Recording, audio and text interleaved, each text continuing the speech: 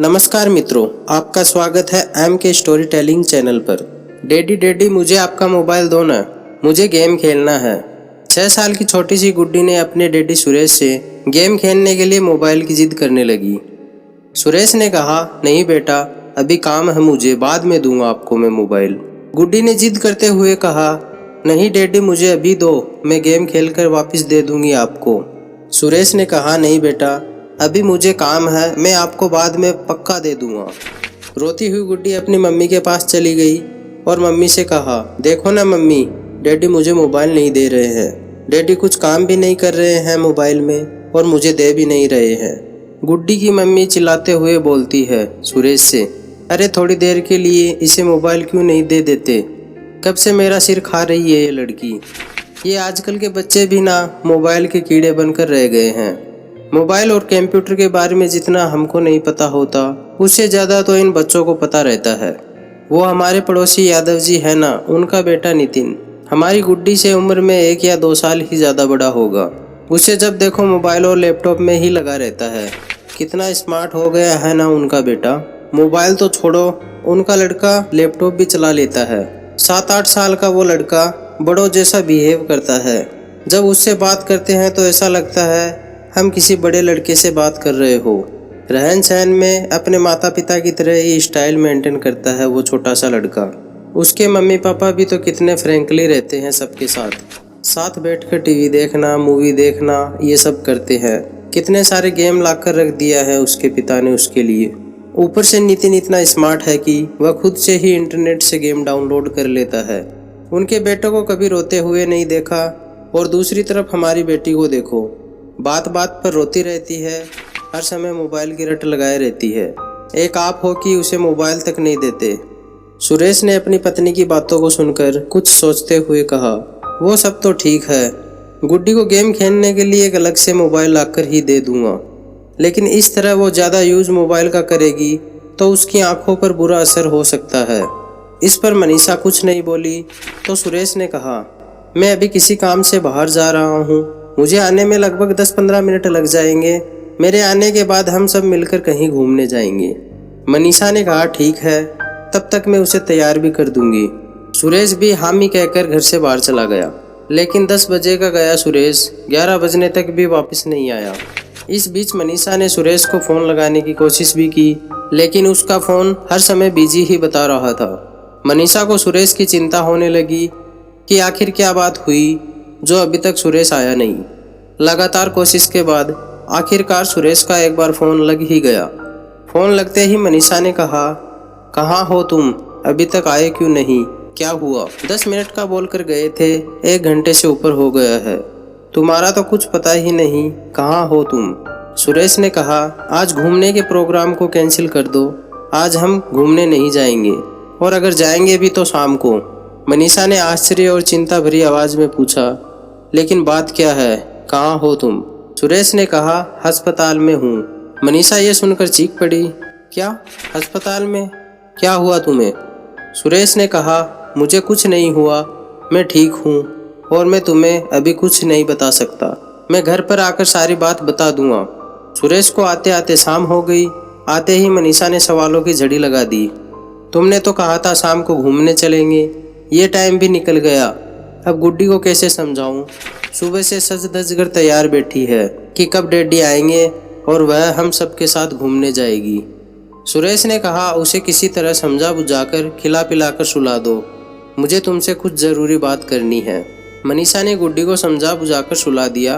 रात को सोते समय मनीषा ने सुरेश से पूछा, अब बताओ क्या हुआ जो आज पूरा दिन किसी काम से बाहर रहे? सुरेश ने बताया, वो हमारे पड़ोसी यादव जी है ना, उन्हें एक परेशानी आ गई थी, उसी में लगा रह गया। मैं आज सुबह जैसे ही घर से निकला तो बाहर देखा पार्किंग एरिया में कुछ लोगों की भीड़ लगी हुई थी। पास जाकर देखा तो यादव जी का लड़का नितिन अपने साथ खेल रही बच्ची टीना के साथ गलत हरकत करने की कोशिश कर रहा था। कुछ लोग उसकी अश्लील हरकतों को देखकर हंस हंस कर बातें कर रहे थे। देखो आजकल के बच्चों को, कैसे हैं इनके माँ बाप जिनके बच्चे ऐसी गंदी हरकतें कर रहे हैं। बच्चों को देखते ही समझ में आ जाता है कि कैसी परवरिश दी है इनके माँ बाप ने इन्हें। भीड़ जमा देख यादव जी भी दौड़ते हुए आए अपने बेटे को ऐसी अवस्था में देखकर बहुत लज्जित हुए। वहाँ खड़े सभी लोग उनकी बेइज्जती कर रहे थे।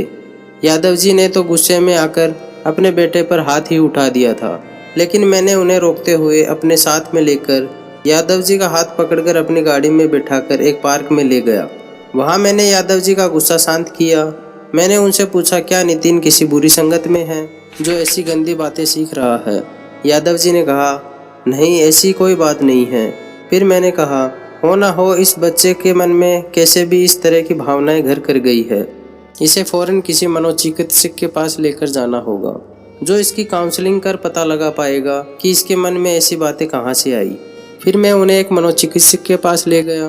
काफ़ी देर की काउंसलिंग के बाद नितिन ने बताया, हम सभी बच्चे बिल्डिंग के नीचे पति पत्नी का खेल खेल रहे थे, जैसे मेरे मम्मी डैडी खेलते हैं। मेरी डैडी दूसरे शहर में काम करते हैं और हर शनिवार को आते हैं और रविवार की शाम को चले जाते हैं। जब तक डैडी बाहर रहते हैं, मम्मी बहुत ही प्यार से उनसे बातें करते हैं, और जब भी डैडी आने वाले रहते हैं, मेरी मम्मी मुझे जल्दी सुला देती थी। मैं भी मेरे पापा से बहुत सारी बातें करना चाहता हूँ। सुबह डैडी देरी से उठते हैं और मेरे लिए उनके पास टाइम नहीं रहता। एक दिन मम्मी के कमरे में एक सीडी रखी थी, जिसको देखकर मैंने सोचा ये मेरे गेम की सीडी होगी शायद, और मैंने उसे लैपटॉप में डालकर चेक किया तो वो कोई गंदी सीडी थी। तभी मम्मी अचानक मुझे सुलाने आ गई। मैं भी सोचता था कि डैडी के आने से पहले मम्मी मुझे जल्दी क्यों सुला देती है। फिर एक दिन मैंने रात को सिर्फ सोने का बहाना किया और डैडी के आते ही सब कुछ छुप कर देखा कि मम्मी उन्हें प्यार से गले लगाती है और उसके बाद वो कैसे खेल खेलती हैं। नितिन की ये सब बातें सुनकर मेरे और यादव जी के पसीने छूट गए। डॉक्टर ने उसे कुछ दवाइयाँ दी है और साथ ही सलाह भी कि तुरंत ही उसका यह माहौल बदल दे, उसके खेल खिलौने फौरन बदल दिए जाए। उसे माँ बाप का भरपूर प्यार और समय मिलना चाहिए। उसके सामने कभी भी उस बात का जिक्र ना हो। उन्हें फौरन यह जगह छोड़ देनी चाहिए ताकि समय के साथ साथ नितिन इस बात को भूल सके। डॉक्टर ने बताया, हम लोग बच्चों को अपने बीच की इबादत समझते हैं और किसी न किसी तरह से उसे मोबाइल, लैपटॉप और इंटरनेट मुहैया करा रहे हैं ताकि हम अपना काम बिना किसी परेशानी के कर सके। आजकल इंटरनेट पर बिना सर्च किए कुछ भी अश्लील तस्वीरें और बातें दिख जाती है, जो बच्चों के कोमल मन पर बहुत बुरा असर छोड़ती है और आगे चलकर वो हमारे हाथ से बाहर हो जाते हैं। मनीषा ये सब सुनकर चौंक गई थी। सुरेश ने आगे कहा, जब यादव जी ने घर आकर नितिन के गेम की सीडी चेक की तो उसमें भद्दी वीडियो वाली सीडी भी थी, और जब उसका मोबाइल चेक किया तो उसमें कई गलत साइट्स की हिस्ट्री भी थी, और जानती हो उसने तो बहुत ही अश्लील ड्राइंग भी बनाया हुआ था। ये सब सुनकर मनीषा काँप उठी। उसने झट से कहा, सुनो जी, हम अपनी बेटी को अलग से मोबाइल नहीं देंगे, और कभी देंगे भी तो अपनी निगरानी में प्रयोग करने को कहेंगे। हम अपनी बेटी के साथ ढेर सारा समय बिताएंगे और हर सही गलत बात के लिए उसका उचित मार्गदर्शन भी करेंगे। सुरेश ने भी सहमति में सिर हिला दिया। तो दोस्तों, अपने बच्चों के साथ प्यार भरा रिश्ता बनाकर उन्हें सही गलत की शिक्षा देनी चाहिए, और सबसे महत्वपूर्ण बात कि उनके साथ ढेर सारा वक्त बिताना चाहिए, क्योंकि माता पिता होना एक बहुत ही बड़ी जिम्मेदारी होती है। तो दोस्तों, आपको ये कहानी कैसी लगी हमें कमेंट बॉक्स में ज़रूर बताएं। वीडियो को ज़्यादा से ज़्यादा शेयर करें, और अगर आप हमारे चैनल पर नए हो तो हमारे चैनल को सब्सक्राइब ज़रूर करें। आपका एक सब्सक्राइब हमारे लिए बहुत महत्वपूर्ण होता है। तो मैं मिलता हूँ आपसे अगली कहानी में। तब तक के लिए अपना ख्याल रखिए। Thank you very much.